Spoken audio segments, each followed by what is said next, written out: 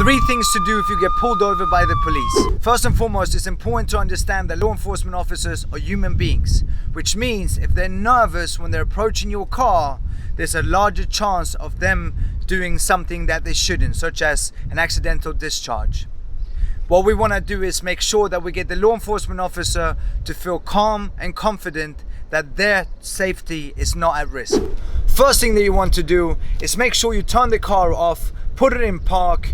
If you have electric windows, before you turn the car off, make sure you do the window down or roll the window down so that the police officer can see and hear you when they're approaching the car. Second thing you want to do is to turn the light on in the car, especially if it's dark outside, which will make most law enforcement officers more nervous because they can't see inside of the car. They don't know what they're approaching when they're approaching you. Number 3, what you want to do is place your hands on the steering wheel. Just like a law enforcement officer would tell you if you're outside of the car to keep your hands visible or put your hands up, you want the law enforcement officer to be able to see your hands. So place your hands on the steering wheel.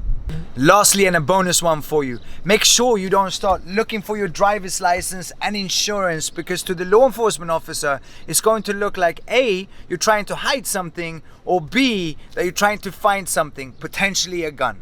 Just sit with your hands on the steering wheel. When the law enforcement officer asks you for your driver's license or your insurance, you can tell them, my driver's license is over here, I'm gonna reach for it now. Or it's inside of my pocket, I'm gonna reach for it now. If the officer tells you to keep your hands where they're at, just listen to the officer.